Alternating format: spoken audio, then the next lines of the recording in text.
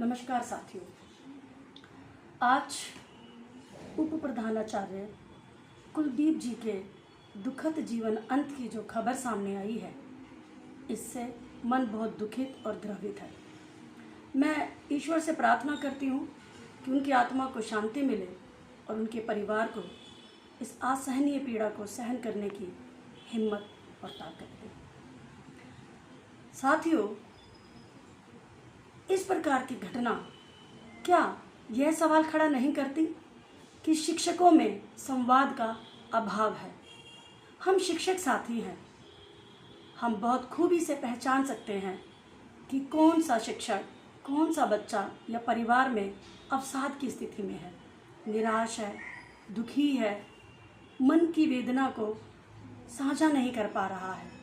क्या शिक्षक समाज इस प्रकार की यदि घटनाएं करता रहेगा, अपने जीवन का अंत करता रहेगा, जैसे भी हाल ही में हम सब ने एक वीडियो देखा कैमरा पर, शिक्षक साथी ने फांसी लगा ली। यदि हम शिक्षक साथी समझ के अभाव में, दुख की और पीड़ा में रहेंगे तो समाज किस दिशा में जाएगा। मैं ललिता अध्यापक सोच रही थी कि क्यों ना हम अपने साथियों के साथ विद्यालय में, उनके परिवार में संवाद करें, हंसी मजाक करें, इधर उधर की बातें करें।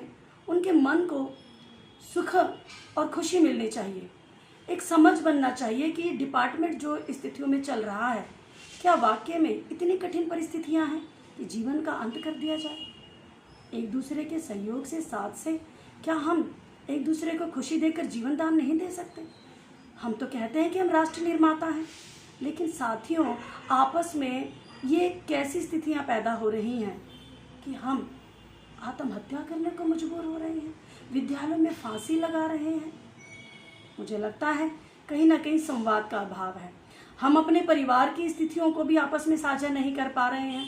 ये जब छुट्टी हो जाती है तो मुझे लगता है 30 मिनट का समय मिलता है, उसमें हम आपस में शेयर करें, एक दूसरे की बात को समझें, उनको समझाएं, अपने खुलकर मन की बात करें। कहीं ना कहीं अकेलेपन का भाव है।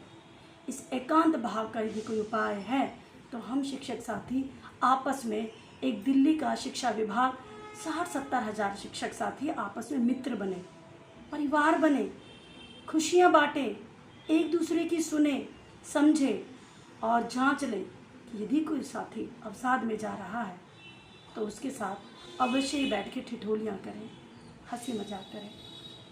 आज बहुत ही विषम परिस्थितियां हैं दिल्ली की, जहां बाहरी वातावरण का और आंतरिक वातावरण का बहुत दबाव है। उस दबाव से मुक्त होना संवाद ही एकमात्र तरीका है।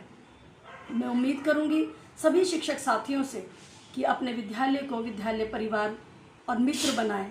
प्रधानाचार्य, उप प्रधानाचार्य, शिक्षक साथी और बच्चे सब एक सूत्र में बंधकर एक दूसरे से स्वस्थ संवाद करें, खुशी का माहौल बनाएं, एक दूसरे को, हुनर को प्रमोट करें, सांस्कृतिक कार्यक्रम किए जाए, नृत्य किया जाए, गीत संगीत के कार्यक्रम हो, तो मुझे लगता है खुशहाल वातावरण उत्पन्न होगा।